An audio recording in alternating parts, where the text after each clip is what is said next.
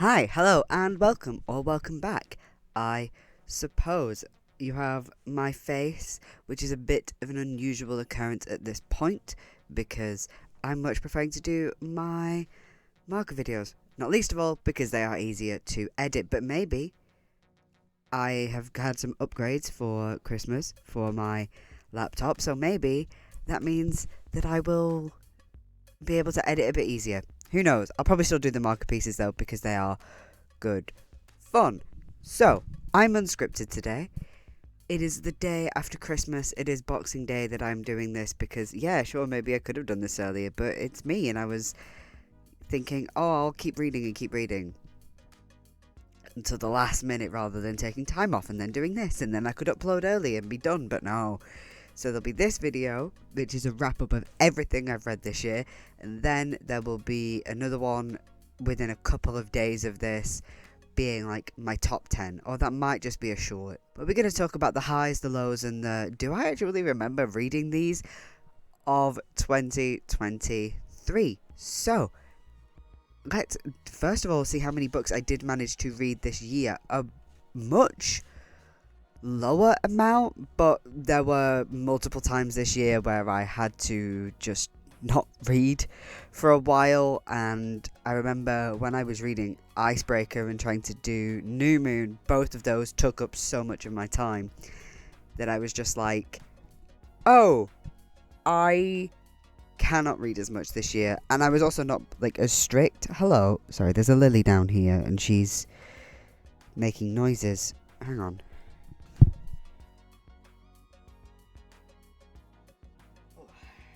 Oh, she doesn't.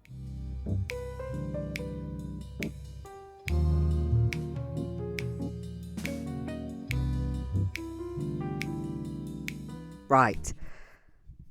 Lily was pressing buttons, so my voice recording stopped, so I had to stop this to restart everything so I could sync it again, because nightmare, so they're shut out now.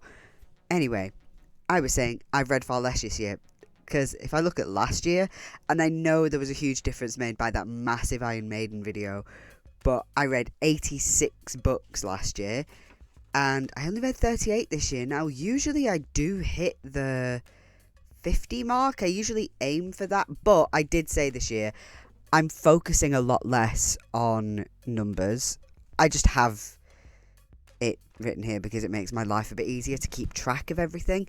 And oh, yeah, that was yesterday. I had to move Zelda somewhere and she scratched my face. Not on purpose, but she was sort of like scrambling and she went, so it's great. Love cats so much. But yeah, far fewer this year, and a real mixed bag as well. Like, I always have a bit of a mixed bag. So we started this year out with Mouse by Art Spiegelman. Definitely a fantastic book. A book I read not knowing a huge amount about it, sort of knowing what it was, knowing that a few years ago that it had been banned in, I don't know if it was some schools in America or it was banned in a certain area in the States. Sort of, I don't know if it was a district ruling off the top of my head. But that, just obviously an incredible book. There's a reason that it is lauded in the way that it is, and the reason that it comes up so much in conversation. Then next up, and you'll be hearing that phrase a lot, next up, don't take a shot every time I say that, we had This Time Next Year by Sophie Cousins, which I can't remember too much. I have it down here that it's not a fave, it's not awful. Can't remember too much of it, I'll be totally honest. It is, I remember it being a good book. I remember it being pretty run-of-the-mill for what it is. It is a pretty standard romance book. I know that I'd had it for a little while by the time I got around to reading to it. You know what I mean. And yeah, it was a book that I read and enjoyed. Sometimes that's all a book needs to be. You know, if I had to rate it out of 10, it would probably be a 6 or a 7. And then we had The Atlas 6 by Olivia Blake, which the whole time last year I kept going, I'll read the sequel at some point. And then I sort of realised that I don't really care to read the sequel because all I can remember with that book is not knowing if I liked it. Again, I don't remember it being a wholly bad book, but I remember it being quite difficult to read. So I've got on Kindle, because it was on a sale for dirt cheap at one point, one of Blake's other books. I know it's got the word death in it. I will put it on screen now. I'm going to see if I like that, and then I will read the sequel. But as I have stated in some recent videos, I have plans for how I am reading next year. Well, not for how I'm reading, but I have plans for reading next year. Some of them are staring at me there. Some of them are staring at me from the shelf behind me. I can feel their eyes. And some of them are downstairs. I know what I'm doing. And I will talk about it probably a bit at the end of this video. Then we had All the Lonely People by Mike Gale, which by now I can't remember vividly, but I do really like Mike Gale's writing from everything I've read of his, and I do remember really getting into it at the time. It's a very emotional book, which is what he does. He often focuses on, you know, wrenching your heart out, and I really enjoyed it. I just it's been nearly a year since I've read that. I should start writing the dates that I finished these next to it, because I often go, well, I don't have to because the review will be out. But if I look at the difference between when I finished, let's say, Outlawed versus when the video came out, those things are very different. Or like the Bad Rep Book Club stuff. So I should look at that. But I can't remember it now. But I have some memories of it. And I do remember really enjoying it.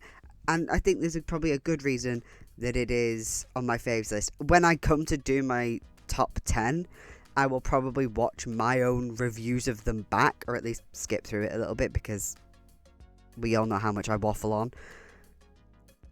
And, oh dear. Up next, we have It Starts With Us by Colleen Hoover, the sequel to a book that I didn't hate. It's a book that has its issues.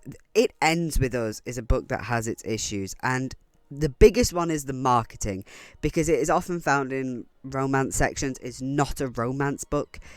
Yes, there is a romance found with a character later on, but it appears like the romance is going to be with a man who turns out to be an abuser, and unfortunately that's meant a lot of people, because of the way that romance is structured, as with apparently literally every other fucking book Colleen Hoover has ever written, where you have these abusive tropes, not abusive tropes, but like the tropes in romance are things that abusers do.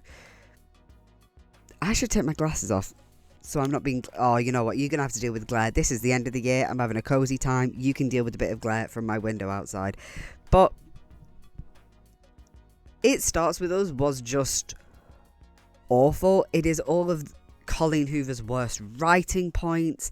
It just dragged, and just the trope of everything, and going back on stuff that she, well, not going back on it in a sort of storytelling sense, but in just the way she writes. And I'm so nervous to read more of her stuff because I know how much worse it is. I hate reading her stuff, and I've watched Alizée cover some of her stuff. I know she's done Verity and November 9th, and I know she's done one of Another Pair. I can't remember if she's done It Starts or Ends With Us, but she did this one where it was a pair and everyone was just insufferable, but that's not helpful because that's a lot of her fucking books.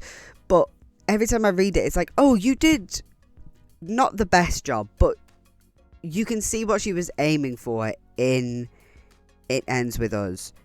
I know what you were attempting, and I think you did an okay job. You could have just delved into it a little bit further. It was kind of surface level, and the marketing was wank, and the whole colouring book thing, anyway. But if you want to do an anti-abuse narrative, breaking the cycles of all of that, don't make all of your other romance books, yay, abusive boyfriend, I can fix him, and even if I can't fix him, it's okay. Just romanticize abuse, Colleen. Let's move on to the next thing, where we had The Day of the Owl by, if I remember how to pronounce this because it has been a while, Leonardo, I believe it was like Shah. Don't quote me on that. But that was the Mafia book, which I read right at the beginning of this year. Can't remember it too much. I've not rated it really high or really low. It was a book that I read. I enjoyed. It is there. And the next 3 books that I read were the Tanizaki books that I read, which were Quicksand, Devil in the Daylight, and In Praise of Shadows, which I loved. And in the hopefully not too distant future, maybe, I will be reading more because I have some more that have been gifted to me for borrowing, as it were. This is why I script myself, my guys. He's an unusual writer, and there's some fucking weird shit in there. And apparently there is one that I have in the pair, which is where the really weird shit is. But at the same time, genuinely some of the most beautiful writing I've ever read. And it's really easy to fall into reading his writing, even in the weirdest moments. So yes, I am very happy to say that those are part of my favourites that I have read this year. And then next up we had Je ne sais quoi by Lucy Arnaud, which was a graphic novel about her life becoming a graphic novelist, and it is so good, and the art was beautiful, and there was something very comforting and cozy about that book that I can see myself reading more of her stuff. I haven't, but that's because usually I read loads, and I planned on reading loads this year, and then it just kept not happening. And then next up we have Beneath the World a Sea by Chris Beckett. I love a bit of weird sci-fi, and this was a wonderful bit of weird sci-fi. I wouldn't say it was a favourite that I've read this year. I haven't marked it down as that. I remember going, yeah, that's a really good book. Probably would read some of his stuff in the future if I were to be presented with it, as I believe I was with this. I can't remember if yes, I remember those two. Those were from my judging a book by its cover, and that was all the pinks and oranges and stuff like that. Because I was like, I feel like I was just presented with this book. I feel like I was, but it wasn't a 6 of the best, because I didn't do that this year. Did I? No, I didn't do that this year. So I was like, what? Why did I feel like it? Yeah, but if I had another situation like that where I saw some of his work, I know he's done something Brexity, which I remember I looked at the time and was like, I'm not feeling that right now. There's too much bullshit going on in the world. I like to read books to escape a lot of the time. It's why I read a lot of romance and, cozy stuff or weird shit. Stuff that I can go, oh, I'm not in the real world for like a couple of hours a day, and it feels good. And his books are really good for that, because his first book was really good for that, but the Brexit one, not yet. But maybe at some point, because his writing style is really cool. And then I read Bargain Bin Rom-Com by Lena Norms. Absolutely brilliant poetry collection. I am not a poetry aficionado, but it's the sort of poetry where you can have it in your back pocket when you need a little pick-me-up, when you want to feel something safe and warm and good, and you just want to have those little reminders, if you're the sort of person that poetry is good for that with you. As it can be for me. Like I say, I'm not a big poetry person. It's not something that I ever found myself delving into when I was studying literature, be that from the point where I had to do it when I was in school to the point where it was like occasionally just on courses when I was at university. I tended to steer a little bit away from poetry stuff. It's just not as much my area, but stuff like this I find cozy, and it's nice to have that kind of, this is easily accessible poetry without it feeling like those Rupi Kaur, apologies, but like Milk and Honey, where it just feels like an Instagram bio or an Instagram caption. I'm sorry if you like that stuff where it's like 2 lines and it feels quippy and fun, but it's like, anything is art, anything is poetry. That's just not for me. But unfortunately, that's the stuff that becomes accessible to people. Whereas that is, because I can see it in my eye line, is just as accessible without it being a little bit basic. That's going to get me in trouble. And then it was I'm Glad My Mom Died by Jennette McCurdy. A definite difficult read, but I think a truly important one for all sorts of reasons. If we look at cases of children in the public view and how very rarely that is completely the child's choice. Because yes, many children, they want to act or sing or dance or whatever, but rarely do they know. Actually, they can't know how the industry will affect them and how the people pushing them into it will affect them. And also just, it's good to be able to see somebody learning how to flourish. And I think that's so beautiful to see her get to this point now where she can be open and talk about this sort of stuff. And yeah, if you haven't read it yet, put it on your to be read for next year. It is a definite must. And then we had something unusual for me. We had something that I couldn't finish, which was Carrie Soto is Back by Taylor Jenkins Reid. Now, I know why I couldn't finish it, and it isn't, I don't know if it's a fault of the book itself. I think it's just something that isn't, for me, it is stylistically written like a biography, but you've got to be kind of careful with that because Carrie Soto is not a real person. Therefore, I have no interest in Carrie Soto to pick up her biography. And obviously that's why you're supposed to read on and try and learn about it, but what's encouraging me to do that? Because I look at the biographies I have, or autobiographies, I think I only have autos on here. I have, say, Drew McIntyre's. He's a wrestler. You know me.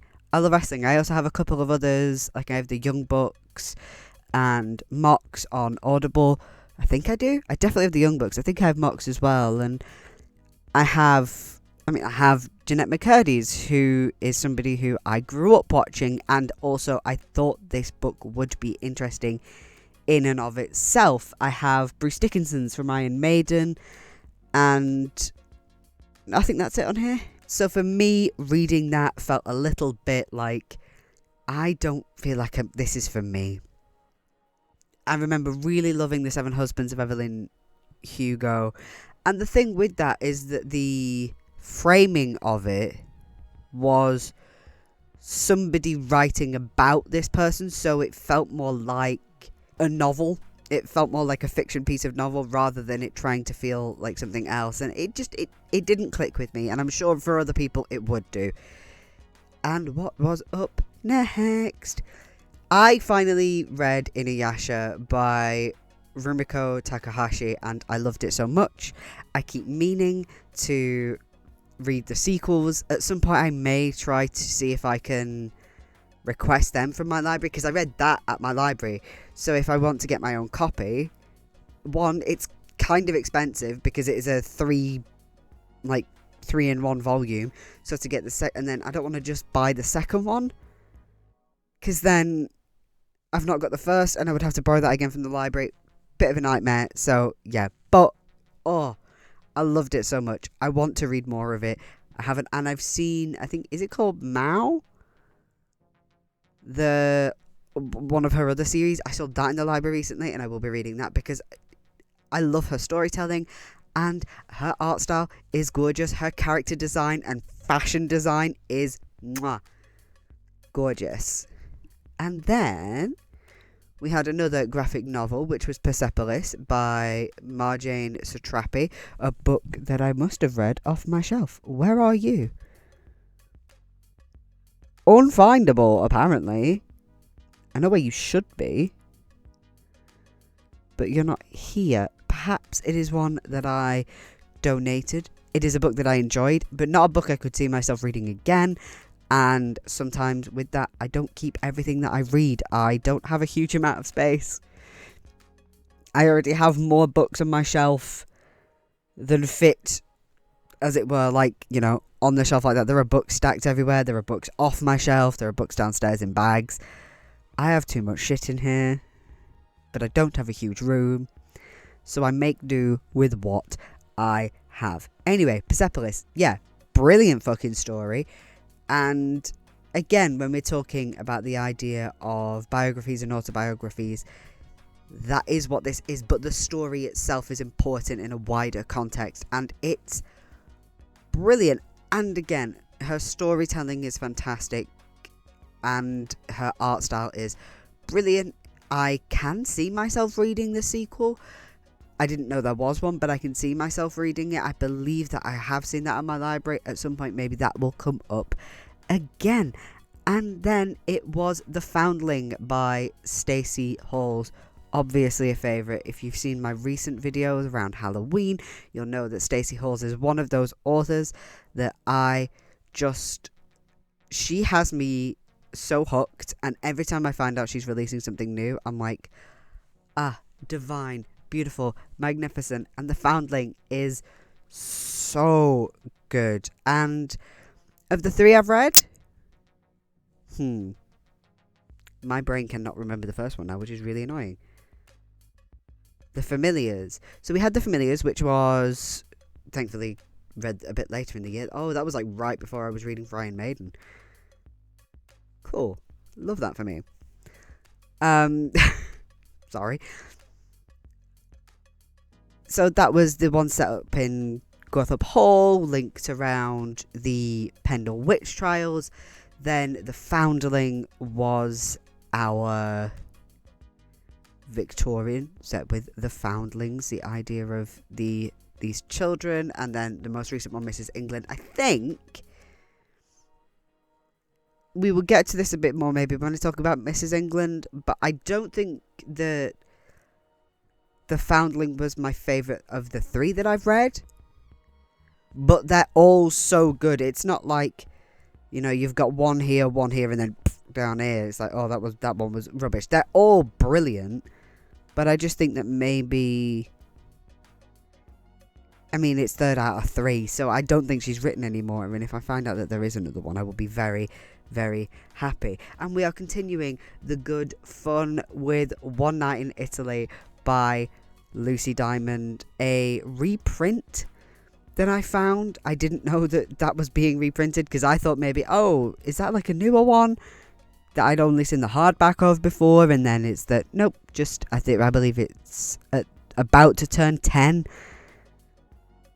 I think it was from 2014, something like that. I'm always gonna rave about a Lucy Diamond book. They're very comforting, they're very cozy. Her character work and storytelling is magnificent. It makes me happy. It makes me feel warm and cozy inside, and that's often what I look for. I like weird shit and I like cozy shit, and she falls into the cozy shit category. And now we have to talk about New Moon. I wish we didn't, but we do. So that's what we are talking about now. I hated that book anyway because it is so boring. And then I had a million tech issues trying to get that fucking video sorted. So you know what? New Moon is the worst book I've read this year. Because the thing with Twilight, it's not a good book. And it's got a lot of bad messages in it.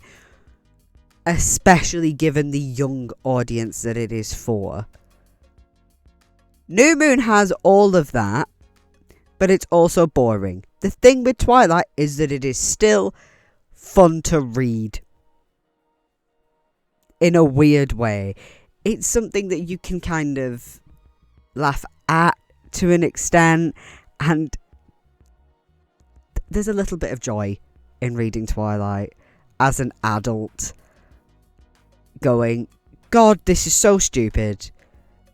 This is ridiculous. It's kind of camp. I'm having fun. And the films are fun. to watch, especially with friends. I want to watch Michael Sheen ham it up for like, what is it, 4 of the fucking films? Of course I want to fucking see that. But New Moon is bad. It's so bad. And it's boring. And it broke my computer. So, well, it didn't break my computer. It scrambled my footage. And I was so sad. And I cannot tell you how much I cried during the editing process of that video. Fuck you, Stephanie Meyer. I will continue that series this year. Hopefully. And then we had... Oh no, I did that like that. Anyway, we had A Touch of Jen by Beth Morgan. A book that I saw on TikTok and took a chance and thought, you know what, I'll buy this. I couldn't borrow it. It wasn't available at my library. And I didn't want to have to wait for the request. I wanted to get on it relatively quickly. And I also read that alongside We Had to Remove This Post by Hannah Bavowitz. A Touch of Jen was very good. It was very weird. It did scratch an itch in that weird part of my brain. But it wasn't my favourite of like weird stuff that I've read. I had fun with it. I definitely had fun with it. It was just like, this is a solid, good book. I enjoyed this. Again, like I mentioned earlier, it's not a shining 10 out of 10. But it's probably, again, a 6 or a 7 for me. We Had to Remove This Post by Hannah Bavowitz was incredible. I loved her storytelling, the way she built up to everything, the way she left these little breadcrumbs of stuff. And it felt very visceral and very real, and I was invested. I was so invested. And I do love stuff about social media. Not something else that comes up later. It's not like if it's about social media, I will read it. But I love good commentary on social media and things like that. I just... Ooh. And just the idea of, you know, you see the things that she's seen and it's like, oh, you want to know all the gory details. I remember that being one of the early things, and it's just like, oh, that book is written so well and I loved it so much. And then I had to read Breaking Up by Nicholas Pine, and I don't know why that doesn't have a sad face next to it, because it was ass. That was when I did my cats choose what I read, which I may do again because that was cute and fun. But at the very least, it might be my cat, because Lily is not interested in doing these things, but Zelda loves it. Breaking Up was the one that effectively Zelda chose on Lily's behalf, if I remember rightly, and it was like a pulpy old horror book. And maybe that's just not for me, that style, but I think some of them are done... Hello, rude. Some of them are fun and campy, and you can feel that there's genuine... Either... Like, I feel like they have to go one of two ways. They either have to be, you really tried to write a good book and it ended up kind of camp and ridiculous. In the same way that early Hammer horror films are a bit like that. Like, they're still terrifying, but the first Dracula with Christopher Lee, there is still an element of camp to it. But it's played completely straight. It's not meant to be camp. There's just a vibe to it, especially I think watching it now. And then there is, you are intentionally writing something like that. Something that is a bit of a wink and a nod. Something that Grady Hendrix does now to, you know, mixed ways of doing it well or badly. Why can I not think of the phrase that my brain just switched off? Anyhow, Breaking Up by Nicholas Pine, it just didn't hit that spot of, I don't know if you were trying to aim for the intentionally a bit camp and pulpy, or if you were genuinely trying to write a Stephen King style horror novel, which I doubt. It genuinely does feel like it's meant to be a easily published book sort of thing. You know, we see it now where we have, it's sort of like the 80s equivalent of, you know, people who write pulpy romance erotica on Amazon, knowing that the BookTok girlies will eat up anything with a half-naked man on the cover. And it's like, I'm not judging, but I would like to go on BookTok and find actual book recommendations that aren't all smut. I am not opposed to reading a bit of, like, romance with erotica in it. I'm not opposed to reading any books with erotica in it, you know? Or with sex scenes. You know, stuff that's either meant to be tantalizing or where the sex is like a plot device or whatever. I don't care about that. But I would like to go on TikTok just once and not be like, oh, here's some book recommendations. Here's a million. I had to see. Thankfully, it was a stitch and it was somebody else going, what the fuck is that? But I saw a book recommendation of somebody talking about this Cinderella retelling where he uses the glass slipper in a particular way. I don't want to know about that. I don't want to know that that exists. I don't want to think about it, thank you. And to me, this horror, like the 80s pulpy horror, is the same as that. It's easily published. It's mass market. It's your, if you take it the other way, it's your Penny Dreadful equivalent. God, I really do wish my BookTok is three things. It is me trying to stop seeing so much erotica, but it's just there. It's constant. It's creepy, weird, disturbing horror recommendations, which I always find I don't borrow a huge amount of those, but I've bought one. I think it's called like Lapvana or something like that. I can't remember off the top of my head. But I remember seeing it in Waterstones and I thought, oh, you know what, I'll treat myself. And I remember a few people recommending that. And it's all like weird horror stuff. And then the third one is just memes. Laughing at other things that go on BookTok, which is usually people posting like the weirdest stuff where it's like, I think that is the reason that I have the genuine erotica stuff that's showing up, because, you know, like people write stuff where it's like, there's this one where a woman falls in love with her door and she has relations with it. Here's the thing. This book is about a woman who does the slippity slop spank spank with a door. Okay? She gets all up on that door. Okay? And the audiobook, which the author was so kind to send to me, thank you so much, has sound effects. Door-related, knob-related, hinge, knob rattling, hinge opening and closing, wood on wood sound effects. And I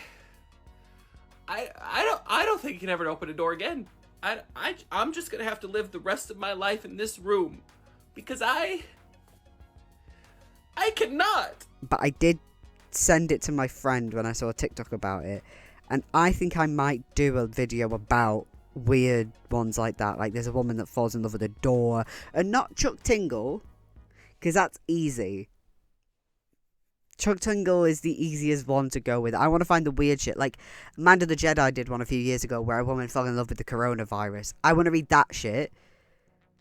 And I feel like I might do a video about that on some point. Because I think they're fun. I think they're ridiculous. And I want to know how serious some of them are. Like, the one where the woman falls in love with a door. Or that weird turkey one. There was a weird turkey one. Not like a turkey man. It was like a turkey man. Yeah. But with the one with the door, is it like the thing where you have those like weird TLC shit where it's like, oh, I'm a woman who's fallen in love with a fence, or like that woman who tried to marry the Eiffel Tower or whatever? Are these people actually attracted to doors, or is it a joke? I want to know how much is parody and how much is genuine. Anyway, next, as part of that same video, I read Politics, the Form of a Mortal Girl by Andrea Lawler, a beautiful look at gender and sexuality and just the vibrancy of it all and fluidity of everything. I loved this book so deeply. It felt like something I'd been looking for, even if I didn't know I was looking for it. And that sounds cheesy as shit, but I stand by it.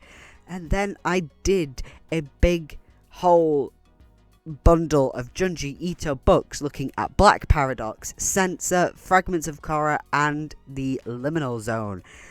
And Censor and The Liminal Zones being favourites for sure, not so much the other ones. They were not bad, they were good books. They are Junji Ito. I have never read a bad Junji Ito book. Those ones just weren't my favourites. They were good for me. They just weren't up there. The other two were. I love, weird horror shit. Junji Ito is one of the kings. What was next? Oh, of course, we had This Is How You Lose the Time War by a couple of authors who I will now put on screen, because if there are multiple authors, it takes up too much space in my page, because I try and keep everything on one line. So they'll be here. Definite favourite. Loved that. I did read it because of that one Biggerless Dickerless tweet, where it was like, don't read anything about it, just go out and get it. And I reserved it at the library. And I thought, fuck it, why not? And, oh, it was incredible. I want to be able to write something like that. And I also want to read it again, I think. Just achingly romantic. And I know that's such a cheesy thing to say, but it is. It's just... It's the thing you want to write when you write romance. It's the thing that you just... Love it so much. I should borrow that again. I should see if it's still at the library and I should read that again. I have so much else to read. No, you don't have the time. Get the audiobook or something. Next, we unfortunately had Icebreaker by Hannah Grace. This is one of those that I see on BookTok now, still in people's wrap-ups of the year, and I saw some people rating it like 4 and 5 stars, and I'm like, were we reading the same book? And this is the erotica brain rot that I'm seeing. Just because it has good sex scenes doesn't mean it's a good book. Because I saw somebody make a really good video, and she's doing a lot of interaction in her comments as well, of talking about, like, just because something isn't for you doesn't make it bad. And I mention that all of the time. I mentioned recently, when I was doing my Talking at Night video, there's stuff in there that isn't bad, I just didn't like it, like the punctuation stuff and some of the stylistic choices and things like that. They're just not for me. It doesn't make it bad. Icebreaker isn't a good book. It's written badly, and it's also written like it's a YA book, despite the fact it's an erotica. That's the one thing that really sticks with me. That and that annoying hypothermia, dealing with it badly. But, like, the arguments are really repetitive as well. I remember that. It just felt like the same thing over and over and over and over again. It's like, is that what you want? Or are you just flicking through the pages, looking for the bits where they... Which is fine. But go on AO3. You can get that for free. You can find so much erotica for cheaper than buying a whole book. And I know people are buying it on Kindle or an equivalent where it's cheaper or whatever. But you deserve to still read good books when you're reading erotica. Good storytelling. Listen, I've made it clear. Erotica is not for me. But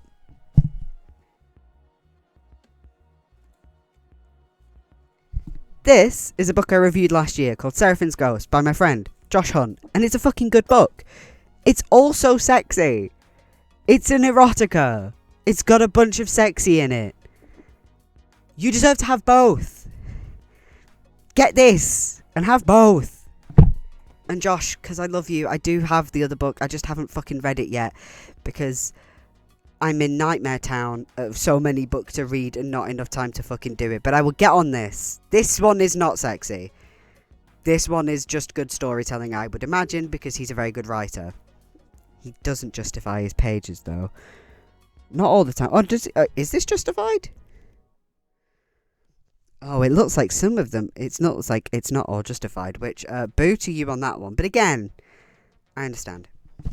But the point is, there is plenty of erotica out there where the writing is good. Don't read something like fucking Icebreaker just because the sex scenes are written well. And I will say that is probably the only good thing about that book, is that for once, the sex scenes... The thing with it is, like, the sex scenes are not written badly. They're actually written pretty well. And the thing I remember seeing with that is that it's not the worst book I've read for the series, mostly because I have read previously, but I will be going back to them. I've read the first two 50 Shades books, and those are some of the worst things I've read, because the storytelling and the sex scenes are written fucking awfully. And the thing with Hannah Grace, I've seen some of her other books at both my library and at Tesco, and I'm like, maybe at some point, because it's clear that she is not an awful writer, but it's clear that she is a writer that shouldn't have been published yet, which makes me sound like a bellend, but she's a writer who needs so much more work. And it just feels like she's got a lot of potential there, and she could write something good that is both a really good romance and a really good erotica, because I think the best eroticas usually are both. Case in point, the book, not the one that I just showed you, the first one, Seraphine's Ghost. It's both. And obviously that's not going to be for everybody, given the whole gay thing. Obviously, a lot of people in erotica want to be able to, as it were, see themselves as one of the parties. And, if you are a woman reading erotica, then you may not be as interested in reading the gay sex. Next up, we had Fake Accounts by Lauren. Was that the last thing I read before my surgery? Oh, God. The last thing I read before my surgery was Icebreaker. Oh, yeah, because I was kind of rushing to get that, published. That's so funny. Oh my God, trying to go into my fucking top surgery, and that was the last thing I read. That's so tragic. The next thing, however, and the first thing back, I didn't choose to read something good. I mean, because the next thing was Fake Accounts by Lauren Euler, which I didn't finish because it was pure dog shit.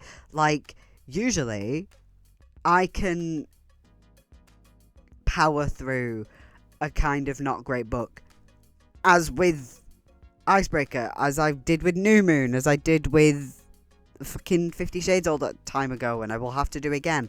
But Lauren Euler's book is so piss, because it somehow manages to be both boring and objectively bad. Because most books are, I don't know how else to explain it other than, it was so boring it made me feel like my brain was falling out, and then she just gave me a reason to tap out by killing one of the characters, and I just went, I don't care. I'm not reading any more of this. I deserve better. So I just stopped. But then, I was able to treat myself. I was able to leave the house. I went to the library. And oh my God, so many of the books that are still on my shelf next to me, borrowed from the library. I borrowed it around that time. Oh my God. But that was Mrs. England by Stacey Hawes. My personal favourite of the three. As I was saying earlier, The Foundling is probably at number 3, and then The Familiars at number 2, and then fucking hell, the thing with Mrs. England is that she made it this really tense, almost horror book, and just did such a phenomenal job. Like I say, I am obsessed with her work. Her work is just incredible. I'm not a huge historical fiction kind of person. I'm a bit more... I'm aware that in one of my recent library hauls, I had some historical fiction there. Probably not going to be read. Just because it was put in a library hall doesn't mean I'm reading it, because I will sometimes just return them if I'm like, I've renewed this a few times and I keep looking at it going, am I actually going to read this? Cat hair. And I just went, I don't think I am. So I sent back a few recently. And is that 6 there or 7? 3, 6. Looks like I have 6 there. So I'm hoping I can get them done quite quickly, because one of them is only about 100 pages, meaning I can probably get that done in like 2 days. Hopefully. And I'm going to try and... I've mentioned before, one of them is like, it's going to take me a bit longer, but I'm going to try and read other stuff at the same time as doing that. So once I've finished reading it and I'm at the scripting point, I can still be reading other stuff at the same time, because it's going to be nightmare. And this was, after all, the Halloween season. And while you saw these all in one go, the next book I read was Misery by Stephen King. And this was the first introduction to his writing that I had. I suppose you can't have a second introduction, but oh, I loved it. I loved it so much. It was viscerally horrendous. It was a nightmare, but that's the point. And while, again, I was talking about earlier the idea of just because something's not for you doesn't mean it's bad. I know a lot of people would really enjoy his use of repetition in that for emphasis. I just don't like it. It's not for me. But the rest of the writing, like the tension building, is brilliant. And, you know, I have my issues with it. But the ability to feel like you are trapped in this book alongside Paul, just and there are some scenes that I will never be rid of, like that fucking lawnmower scene. Did not enjoy that, but that's how horror works. And up next, we had Devil House, John Darnielle. We love a book that works like this. Brilliance. We've got the looks at true crime and the ethics of that, the ethics about writing true crime and talking about it like that, and it just works so well. We're looking at cults and like satanic panic, like how much of that is actual cult behavior and how much of that is just the media surrounding it. And I fell into that. And from what I've gathered, from what one friend in particular has mentioned, is that it's not even his best book. Although, again, that's going to be their opinion. I might still prefer this, but I will probably be diving... I say this so often. I'll look into more of their stuff, and then I just don't. But it's me, so what do we expect? And then we did have a little Grady Hendrix double feature. We had the final girl support group, which wasn't great. Like, I don't know how else to say. The longer I sit on it, after reading it, the more I find myself just going, I don't think I enjoyed that book. And I think there are a lot of technical problems with it. It was quite funny recently, though, watching the H-Bomber Guy video, where we got to the bit talking about where he was going, and this book, Final Girl, and this film, Final Girl, that James Somerton was part of creating. And I'm like, oh, that sounds like Grady Hendrix. Not thinking about it. And then it gets later in like talking about the fact that it could well have been a plagiarism thing with that fucking book. So there's the joys of me reading how I read. I got to have a little, oh, that's funny. It's like that. Oh, right. Yeah, that's what this video is about. But then we did have How to Sell a Haunted House, which was so good. Some of the best horror I've seen him write. A very different breed of horror to the first two books that I've read, but it is just so good. Pupkin is so fucked, and is cursed in exactly the right way. I love him in a horrible way. In that way where it's just like, you see those horror villains and you can't help it. It's like, oh, I love the craftsmanship that makes you, but I don't love you, you little bastard. I'd put you in a fire. I know it's all the sad stuff with it, because, like, that's how ghost stories work, but, fuck him. Get in the flames.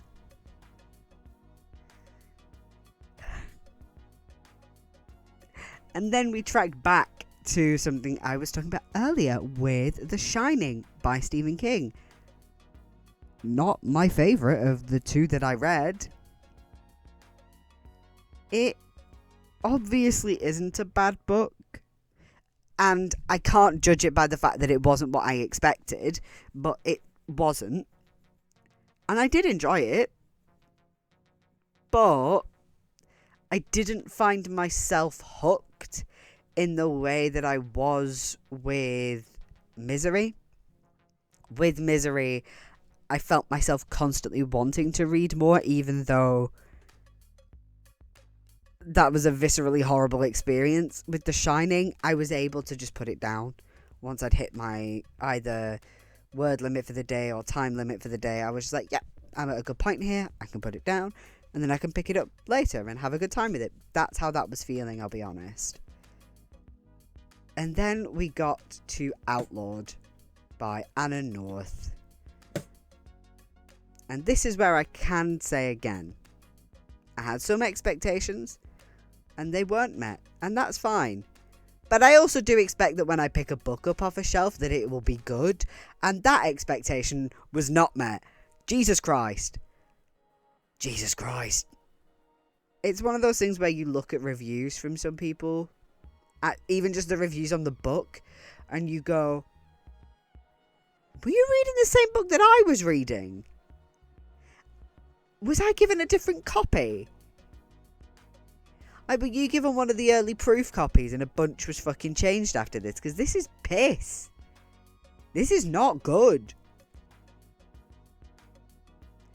But I finished it, which was difficult. I kept going, oh, I could just put this down. I could just stop. And this is one of the books that was kind of a reason that I didn't read more, because I would have got through a lot more of the books that I borrowed if it wasn't for this book sapping the fucking life out of me. But I did get to read one of my other library books, and that was Talking at Night by Claire Daverley. And I'm so glad we got to end this year on an absolutely brilliant book. Definitely up there in one of my favourites.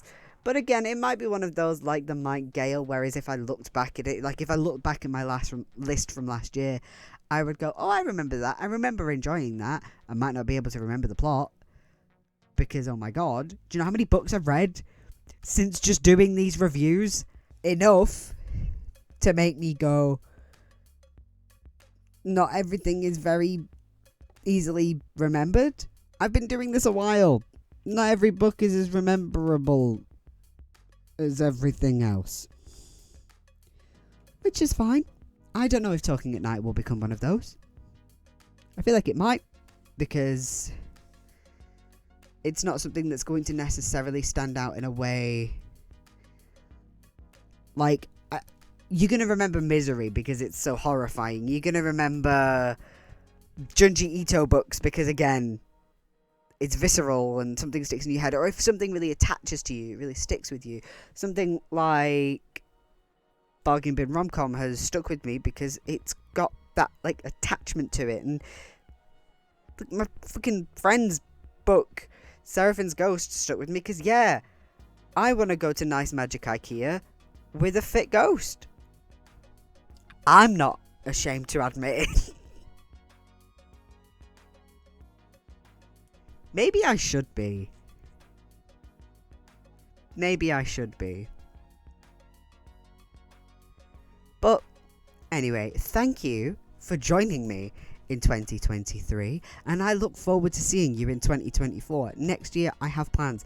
The beginning of next year is clearing through everything that I've borrowed from the library and from my friends. But I have all sorts of plans. I want to go through the entire 50 Shades series, talking to people who actually participate in the sort of activities that Christian pretends he does. They will not be featured in these videos with their faces. I am keeping their anonymity. But I will be doing interviews with them as I talk about it. I started doing that last year. It didn't happen. I'll probably use bits from that if I can find it. I'll probably be doing bits from that. But I want to read through certain series that I either have always wanted to, or I started and I've never finished. I've read bits of that sort of thing. There's some positive stuff, some negative stuff in terms of stuff that I know I'm not going to enjoy, stuff that I know that I will, or I assume that I will. But I think my biggest goal for the year is I want to read through my shelf.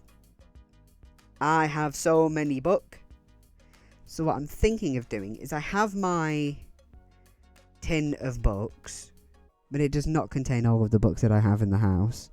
So I'm going to empty it, redo that, put everything in there. Or I'm going to create a spin wheel, and then we can do a little... and I'll see what I'm reading. Because I've got 3 full, like, regular Billy bookcase shelves, with a little bit extra there, and 1 of those little cube type ones, a little too high, like that, but that's from Wilkinson's, rest in peace. And every shelf has stuff like book on, stacked on stacked on stacked. So I think that's my goal. I want to work hard, maybe try and read as much as I can, but it's also exhausting. And I don't want to be too hard. This year was a real year of trying to take it as easy as I can, especially because of the technical difficulties I had after New Moon. I had a bit of a... God, do I want to keep doing this? After that, I genuinely nearly stopped. Because it drove me insane. But I'm like, I cannot let one massive technical difficulty... And I'm now doing less over-planning. But I do want to get my planner back out, see what's in there, see what I can do from it, and get that done. So, if you want to see what 2024 is bringing to this channel, you can like, subscribe, and all of that other cringe shit I'm supposed to ask you to do. Let me know what your reading plans are for next year, if you have any number goals, if you have any upcoming series that you want to read, or if there's anything that you do want to see me read that you know that has just come out recently or is about to come out in the next year, and I will hopefully look into reading that. Again, I have a lot of shit to get through, so I will try my best. You've got to badger me. It's the only way I will do it. Or you have got to put the item in. If it's something that you own and you're happy letting me borrow it, if it's somebody that I know, put it in my hands and I am more likely to read it quickly. Not necessarily. I'm not going to talk about how long I've had some of the books that are sitting borrowed from my friends, who I was like, oh, do I need these back to you with any sort of time? And they both went, no. And don't do that to me. Jesus Christ, don't do that to me. I am not somebody who can easily deal with people being like, oh, yeah, no, it's fine. Don't have a deadline. Give me deadlines or it will never get done. Anyhow, the most important thing is that I hope you have a wonderful day, a wonderful night, a wonderful whenever you are watching this. Take good care of yourselves. Have a wonderful new year, and I hope you had a phenomenal holidays, however you have celebrated. Take good care of yourselves. Right.